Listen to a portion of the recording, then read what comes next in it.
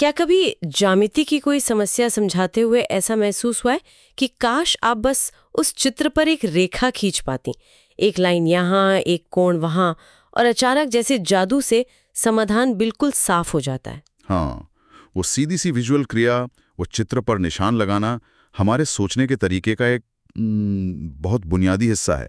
हम अक्सर जटिल चीज़ों को समझने के लिए ऐसा करते हैं, खास तौर पर जब हमें देखकर तर्क करना होता है। बिल्कुल, लेकिन यही वो जगह है जहाँ आज के सबसे शक्तिशाली एआई भी कहीं ना कहीं अटक जाते हैं।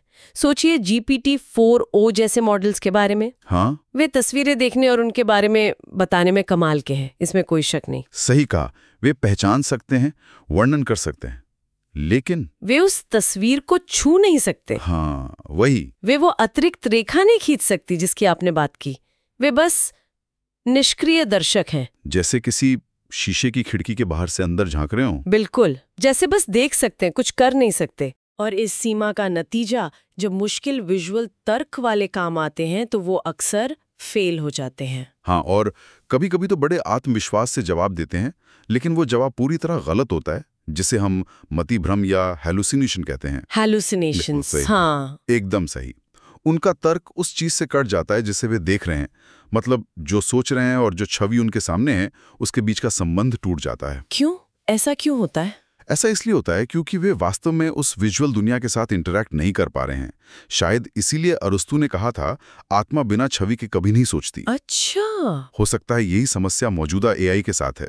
वे देख सकते हैं पर उस तरह सोच नहीं सकते जैसे हम किसी चित्र पर रेखा खींचकर सोचते हैं। तो आज हम एक ऐसे शोध पत्र की गहराई में उतर रहे हैं जो इसी शीशे को तोड़ने का दावा करता है। अच्छा, इसका नाम है वी थिंकर।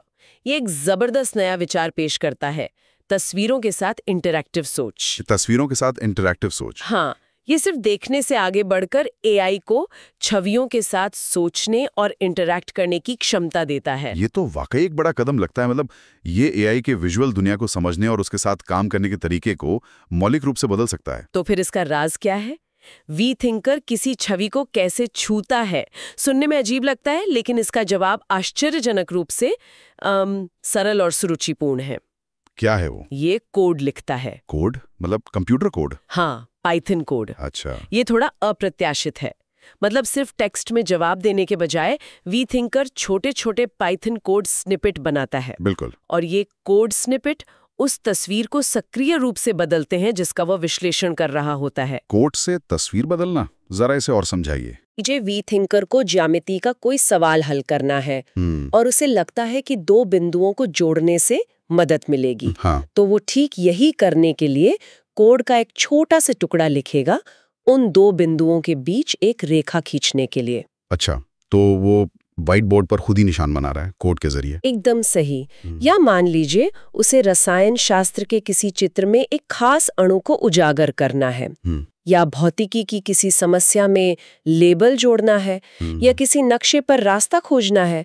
हर कदम पर वी थिंकर तय कर सकता है कि उसे समस्या को बेहतर ढंग से समझने के लिए छवि पर क्या कार्रवाई करनी है। और फिर वो उस कार्रवाई को करने के लिए कोड उत्पन्न करता है? हाँ, ये तो सोचने बदलने का चक्र जैसा लग रहा है।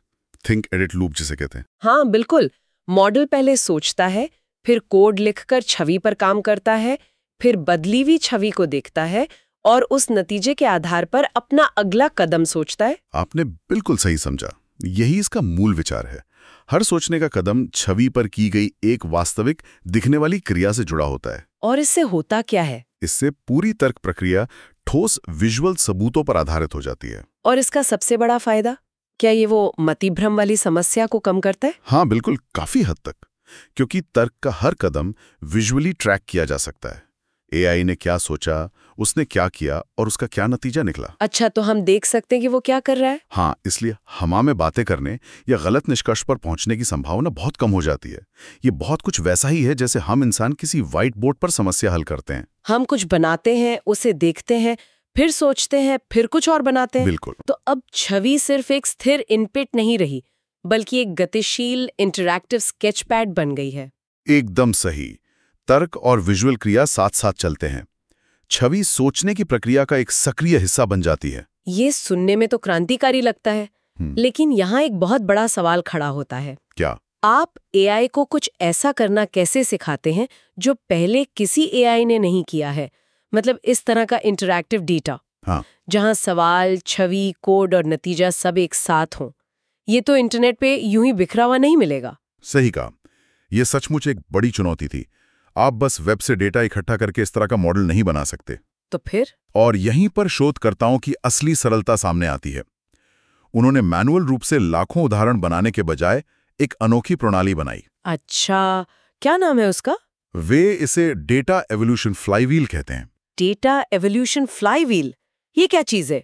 चक्का जैसा कुछ? हाँ, आप इसे एक तरह का स्वचालित पाठ्यक्रम निर्माता समझ सकते हैं। यह एक ऐसी प्रणाली है जहां एआई खुद ही अपने सीखने के लिए बेहतर और अधिक चुनौतीपूर्ण सामग्री बनाने में मदद करता है। एआई खुद ही बना रहा है? हाँ, ये लगातार घूमता रहता है और हर चक्कर में बेहतर डेटा उत्पन्न करता है। दिलचस्प। ये काम कैसे करता है? देखिए, ये फ्लाईव्हील मूल रूप से 3 चीजों पर ध्यान केंद्रित करता है: विविधता, गुणवत्ता और कठिनाई। विविधता, गुणवत्ता और कठिनाई। ठीक है। विविधता के लिए ये सिस्टम गणित, भौतिकी, रसायन विज्ञान जैसे अलग-अलग विषयों से नए तरह के सवाल और उनके विजुअल हल खुद बनाता है। और ये सिर्फ मौजूदा डेटा को तोड़ मरोड़ कर नहीं, बल्कि वास्तव में नई समस्याएं गढ़ता है। असल में नया डेटा बना रहा है। हाँ। फिर आती है गुणवत्ता। एक और एआई मॉडल, जिसे चेकर कह सकते हैं, इन बनाए गए सवालों और हलों की बारीकी से जांच करता है। अच्छा, एक चेकर एआई, कमाल है। हाँ, वो देखता है क्या टेक्स्ट सही है, क्या विजुअल एक्शन ठीक से हुआ। अगर कोई कमी मिलती है तो एक और एआई मॉडल, मरम्मत करने वाला, उसे ठीक करता है। कमाल है। एक बना रहा है, दूसरा जांच रहा है और तीसरा गलतियां सुधार रहा है। बिल्कुल। इससे ये सुनिश्चित होता है कि डेटा उच्च गुणवत्ता का हो। और कठिनाई का क्या? हाँ, कठिनाई धीरे धीरे बढ़ाई जाती है। सिस्टम सरल समस्याओं से शुरू करता है और फिर धीरे धीरे अधिक जटिल समस्याएं बनाता है। जैसे स्टेप बाय स्टेप। हाँ, जिनमें कई चरणों वाले तर्क या अधिक जटिल विजुअल क्रियाओं की आवश्यकता होती है। ये एआई को कदम दर कदम सीखने और विकसित होने में मदद करता है, ठीक वैसे ही जैसे हम स्कूल में सीखते हैं, पहले आसान सवाल फिर मुश्किल। तो इस पूरी स्वचालित प्रक्रिया का परिणाम क्या निकला? क्या उन्हें पर्याप्त डेटा मिल गया? बिल्कुल। इस फ्लाईव्हील प्रक्रिया के जरिए शोधकर्ताओं ने वी इंटरैक्शन 400K नाम का एक विशाल नया डेटा सेट तैयार किया। We interaction 400K। हाँ, इसमें 4 लाख उच्च गुणवत्ता वाली इंटरैक्टिव समस्याएं और उनके हल शामिल है। 4 लाख? जी, इसने उस डेटा की कमी की समस्या को प्रभावी ढंग से हल कर दिया जिसकी हम बात कर रहे थे। 4 लाख उदाहरण, ये तो वाकई प्रभावशाली है। तो इस खास डेटा सेट के साथ वी थिंकर सीखता कैसे है? क्या इसका कोई विशेष तरीका है? हाँ, वी थिंकर एक विजुअल प्रोग्रेसिव ट्रेनिंग करिकुलम के माध्यम से 2 मुख्य चरणों में सीखता है। ये कुछ हद तक इंसानी सीखने जैसा है। अच्छा, 2 चरण। पहला क्या है? पहला चरण है धारणा संरेखण, परसेप्शन अलाइनमेंट। यहाँ मॉडल बुनियादी चीजें सीखता है, जैसे कि किसी तस्वीर में अलग-अलग आकृतियां कहाँ हैं, उनके सटीक निर्देशांक क्या हैं। मतलब लोकेशन समझना। हाँ, बिल्कुल वैसा है जैसे कोई बच्चा चीजों को पहचानना और उनकी जगह समझना सीखता है। इस चरण में वो चीजों की लोकेशन को सटीकता से समझने में माहिर हो जाता है। ठीक है। तो पहले ये ध्यान से देखना और समझना सीखता है कि क्या कहाँ है। इसके बाद आता है दूसरा चरण, इंटरैक्टिव तर्क संरेखण। इंटरैक्टिव तर्क? हाँ, अब जब मॉडल को चीजों की लोकेशन और पहचान की अच्छी समझ हो गई है, तो वो सीखता है कि इस जानकारी का उपयोग करके उपयोगी कोड कैसे बनाया जाए। वो कोड जो असल में काम करे। हाँ, ऐसा कोड जो वास्तव में जटिल समस्याओं को हल करने में मदद करे। इसमें पहले वो उदाहरणों से सीखता है, जिसे सुपरवाइज्ड फाइन ट्यूनिंग कहते हैं। उस 400K वाले डेटा सेट से? हाँ, खासतौर पर उस we interaction 400K data set से। और फिर क्या वो खुद से कोशिश करके भी सीखता है? हाँ, बिल्कुल। इसके बाद उसे एक सुरक्षित माहौल, मतलब एक सैंडबॉक्स में रीइंफोर्समेंट लर्निंग के जरिए और बेहतर बनाया जाता है। Reinforcement learning? सरल शब्दों में कहें तो ये कोशिश करता है, देखता है कि नतीजा क्या निकला और फिर फीडबैक के आधार पर सीखता है कि बेहतर कैसे किया जाए। अच्छा, ट्रायल एंड एरर जैसा? कुछ वैसा ही। उसे सही जवाब देने, सही कोड लिखने और सही विजुअल टूल इस्तेमाल करने के लिए पुरस्कृत किया जाता है। इस चरण में उसे गणित, तर्क और अन्य क्षेत्रों की कई तरह की समस्याओं को हल करना सिखाया जाता है। ठीक है। तो इसने डेटा बनाया, 2 चरणों में ट्रेनिंग ली, ये सब बहुत बढ़िया है। लेकिन अब असली सवाल, क्या ये काम करता है? जब इसकी तुलना अन्य शक्तिशाली मॉडलों से की गई तो परिणाम क्या रहे? परिणाम काफी सकारात्मक रहे, लेकिन एक समस्या थी। क्या?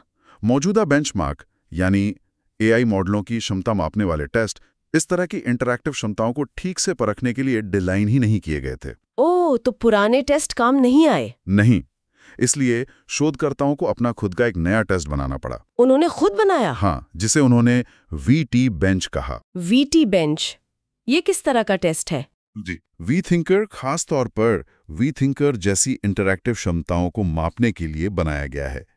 इसमें करीब 1500 सवाल जवाब जोड़े हैं जिन्हें विशेषज्ञों ने सत्यापित किया है। 1500 सवाल? जी, और ये 3 मुख्य चीजों पर ध्यान देता है। पहला, क्या मॉडल चीजों को सही ढंग से देख और समझ सकता है, धारणा। ठीक है। दूसरा, क्या वो दिए गए निर्देशों के अनुसार छवि पर कार्य कर सकता है, निर्देश निर्देशित इंटरैक्शन।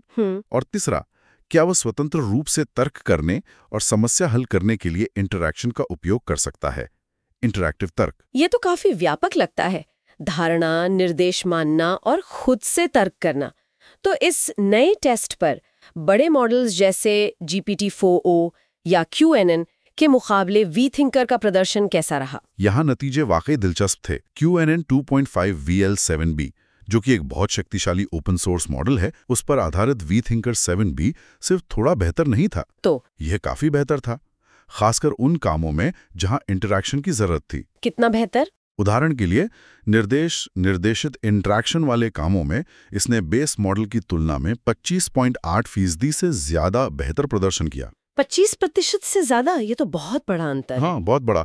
और इंटरैक्टिव तर्क में भी लगभग 9.6% का सुधार देखा गया। तो जहां असल में सोचकर काम करना था, वहां ये बहुत आगे निकल गया। बिल्कुल। क्या इसका असर सामान्य तर्क क्षमताओं पर भी पड़ा, जैसे गणित वगैरह में? हाँ, ये भी एक रोचक खोज थी। हाँ। मैथ विजन जैसे सामान्य गणितीय तर्क वाले बेंचमार्क पर भी वी थिंकर 7B ने अपने बेस मॉडल से 6.3% बेहतर प्रदर्शन किया। 6.3%? ये भी ठीक है। हाँ, इससे ये संकेत मिलता है कि विजुअल तरीके से इंटरैक्ट करके सोचने की क्षमता शायद सामान्य तर्क कौशल को भी बेहतर बना सकती है। तो ये सिर्फ बेंचमार्क स्कोर सुधारने से कहीं ज्यादा बड़ी बात लगती है। इसके असल दुनिया में क्या मायने हो सकते हैं? देखिए, इसके निहितार्थ गहरे हो सकते हैं। वी थिंकर एक ऐसे एआई की ओर इशारा करता है जो ज्यादा सहज, ज्यादा भरोसेमंद और शायद ज्यादा मानवीय तरीके से सोच सकता है। मानवीय कैसे? पारदर्शिता के कारण। सबसे बड़ा फायदा शायद पारदर्शिता का है, क्योंकि ये छवि पर विजुअली अपना काम दिखाता है, रेखाएं खींचकर, क्षेत्रों को हाईलाइट करके। अच्छा, हाँ, वो कोड वाली बात। हाँ, तो हम असल में देख सकते हैं कि ये कैसे सोच रहा है। ये अब उतना ब्लैक बॉक्स नहीं रहा। ये पारदर्शिता वाला पहलू तो बहुत महत्वपूर्ण है, खासकर जब एआई का इस्तेमाल विज्ञान या इंजीनियरिंग जैसी जटिल चीजों में हो। निश्चित रूप से हम सिर्फ अंतिम उत्तर पर निर्भर नहीं रहते, बल्कि उस उत्तर तक पहुंचने की प्रक्रिया को भी देख और समझ सकते हैं। इससे भरोसा बढ़ता है। हाँ, ये विश्वास बनाने में मदद करता है, और ये एआई के लिए विज्ञान और इंजीनियरिंग में जटिल समस्याओं की एक पूरी नई श्रेणी से निपटने का द्वार खोलता है। जैसे कि सोचिए, एक ऐसा एआई जो दवा की खोज में आणविक संरचनाओं का विश्लेषण करते समय महत्वपूर्ण हिस्सों को खुद ही उजागर कर सके, या एक इंजीनियर के साथ मिलकर किसी डिजाइन पर तनाव बिंदुओं को चिन्हित कर सके। तो ये एक निष्क्रिय उपकरण होने के बजाय एक सक्रिय तर्कशील सहयोगी बन सकता है। बिल्कुल। एक ऐसा एआई जो अंततः हमारे साथ पेन उठाकर उस चित्र पर रेखा खींच सकता है, हमारे सोचने के तरीके को ज्यादा करीब से दर्शा सकता है। हाँ, ये निष्क्रिय पर्यवेक्षक से सक्रिय विजुअल सहयोगी बनने की दिशा में एआई का एक महत्वपूर्ण विकास है। तो संक्षेप में कहें तो वी थिंकर का मुख्य नवाचार है कोड संचालित विजुअल टूल के माध्यम से छवियों के साथ इंटरैक्टिव सोच। सही। और इसे संभव बनाया है डेटा बनाने के अनोखे डेटा इवोल्यूशन फ्लाईव्हील और खास विजुअल प्रोग्रेसिव ट्रेनिंग करिकुलम ने। बिल्कुल, ये दिखाता है कि एआई कैसे विकसित हो रहा है। हालांकि ये याद रखना महत्वपूर्ण है कि ये अभी शुरुआती चरण है। हाँ, ये तो है। शोध पत्र खुद भी कुछ सीमाओं का उल्लेख करता है, जैसे वर्तमान मॉडल का पैमाना अभी भी सीमित है। मतलब अभी ये बहुत बड़े पैमाने पर नहीं है। हाँ, और हो सकता है कि ये बहुत ज़्यादा ज्ञान गहन या बहुत विशिष्ट डोमेन वाले कार्यों में उतना अच्छा प्रदर्शन ना करें। भविष्य में इसे और बड़ा बनाने और अलग-अलग क्षेत्रों के लिए अनुकूलित करने की आवश्यकता होगी। जाहिर है, हर नई तकनीक की तरह इसमें भी सुधार की गुंजाइश है। लेकिन ये शोध हमें सोचने पर मजबूर करता है। हाँ, ये न केवल एआई की क्षमताओं को आगे बढ़ाता है, बल्कि हमें इस बात पर भी पुनर्विचार करने के लिए प्रेरित करता है कि हम डेटा कैसे बनाते हैं और मॉडल के तर्क करने की सीमाएं क्या हैं। तो हमारे श्रोताओं के लिए एक अंतिम विचार, जैसे जैसे एआई मनुष्यों की तरह विजुअली इंटरैक्ट करना सीखता है, क्या ये जटिल समस्याओं को हल करने में मानव मशीन सहयोग की प्रकृति को मौलिक रूप से बदल देगा? ये एक बड़ा सवाल है। कल्पना कीजिए कि भविष्य में सहयोग कैसा दिखेगा, जब आपका डिजिटल सहायक वास्तव में आपके साथ व्हाइट बोर्ड पर स्केच कर सकता है, विचारों पर निशान लगा सकता है और आपके साथ मिलकर सोच सकता है। सोचने के लिए एक दिलचस्प सवाल।